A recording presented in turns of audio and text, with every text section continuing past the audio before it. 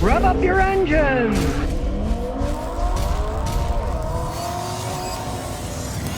Well, you might wonder about Ford and their CEO Jim Farley, who, if you saw that video, says that he loves this Chinese electric vehicle that was built by a smartphone company. Now, you'd think for PR only, the lunatic wouldn't have told what he did, and he wouldn't even have done it in the first place. Well, here's what he did. Farley, the CEO of Ford, imported a Chinese-built Xiaomi SU7 electric SUV to use as a daily driver. So he goes on a podcast. You might look at Podcast Fully Charged. You can watch it if you want. He praised on a Chinese-built electric car and said, "This car is fantastic. I didn't want to give it up." Here's exactly what he said.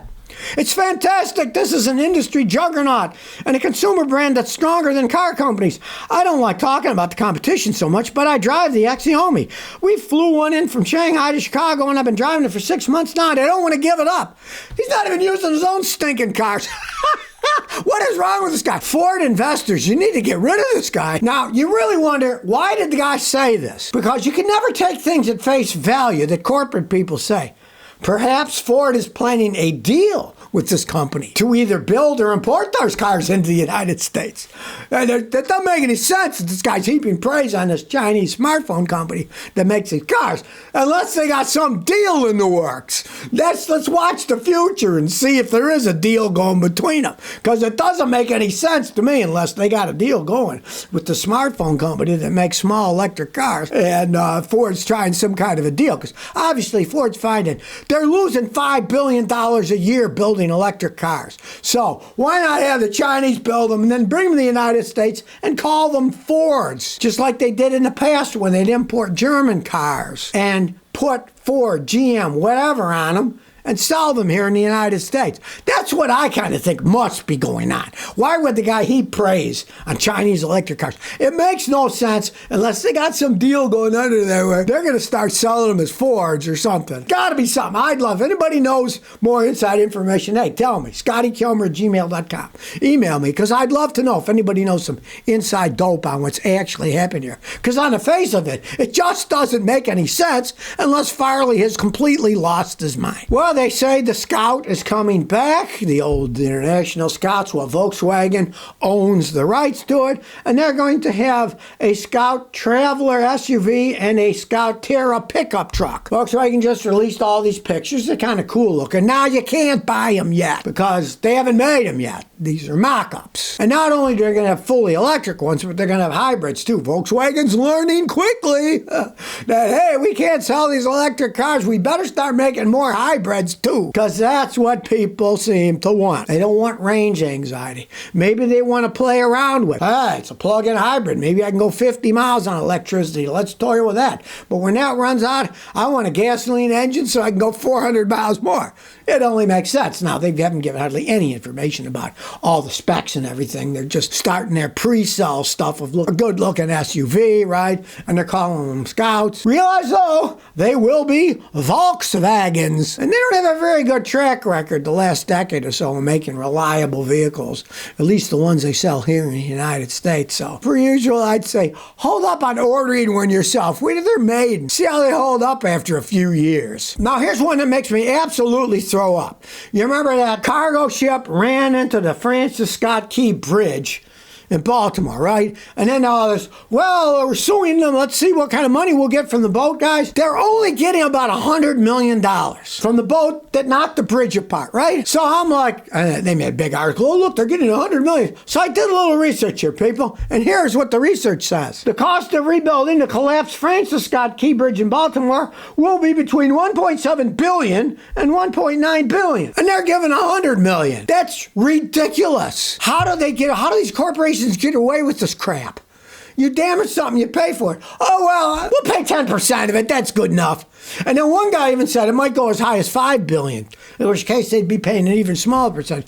But what I want to know is how the heck can they get away with this crap? As per usual, there were lawyers involved, right? I'd love to see what the lawyers' take was. Nobody's telling you how much money the lawyers got in this, for setting this agreement where we taxpayers are paying maybe $2 billion, and all they paid was $100 million, and other ones that ran into the bridge and broke the things in the first place. It is unbelievable unbelievable how this crap goes on. And I mean, it is just too much. And of course, the media slant is the worst, because the first thing I read was an article that said, oh, look, they're getting $100 million from the insurance companies for the boat that ran into the bridge, blah, blah, blah. Then you find out, Jesus, it's going to cost more than 10 times that, maybe even 50 times that, in order to fix the stupid bridge. And that's all they're paying. What is happening in our society? I mean, the lawyers all get together, they get their money, they don't care. It's the taxpayers' dollars, us, that are going to end up paying for the stinking bridge that some stupid boat ran into.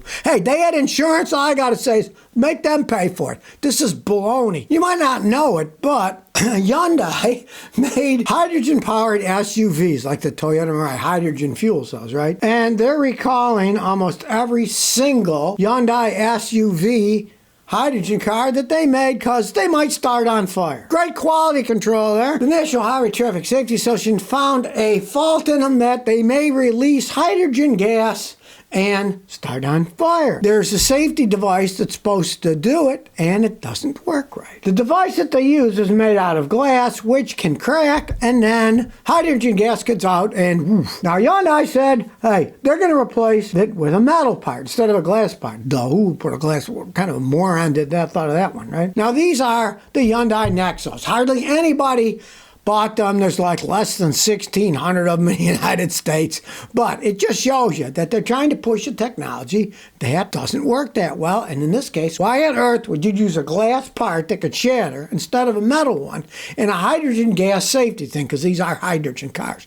They use hydrogen to turn into electricity and water vapor and heat in a hydrogen fuel cell. And here's what Hyundai says.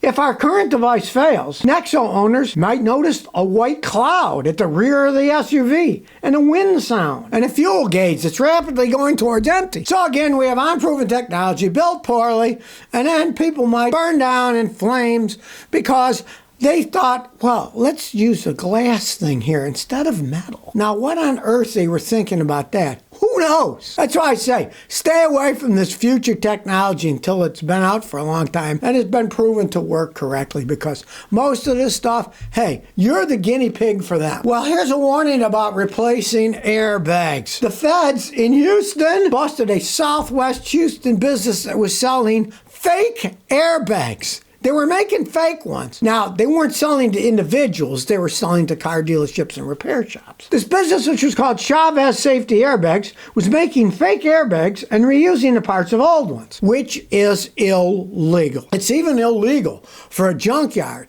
to sell you used airbags if you're going to put them on a car. That's also illegal in the United States, right? Well, these guys were even making fake ones. They used this thing where they pretend to be the buyers, and the seller allegedly admitted to having fake airbags. And guess what? They were arrested. They were, I guess, airbags, but they were not the real certified ones. Metal shrapnel can fly out of your head when they go off. The officers, when they did the raid, found used airbags. Like I say, it's illegal to sell them. Recalled airbags.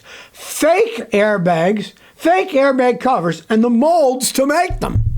They're even making fake ones there. They also found receipts for tax-free transactions in the thousands. See, because they were not selling these airbags to you and me. They were selling them to dealerships and to repair shops, and dealerships don't pay tax when they buy parts because they're resellers. They charge the tax when they resell it, right? That's why you buy car insurance. The car insurance companies will pay for new airbags. They have to. It's law. You can't even legally use ones from a junkyard. You have to use new ones. Well, here's something I agree with, and it looks like the technology is getting better and better. Companies have came up with even better heat pumps for your house. I got heat pumps. They work phenomenally.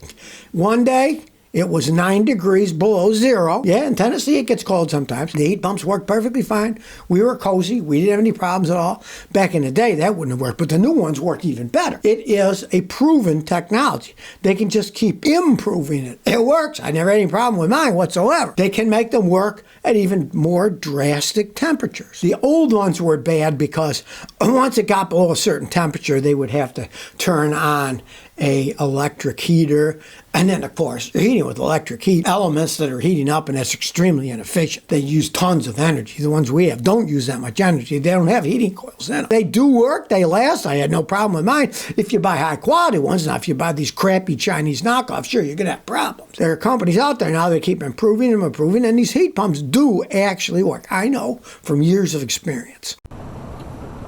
So if you never want to miss another one of my new car repair videos, remember to ring that bell.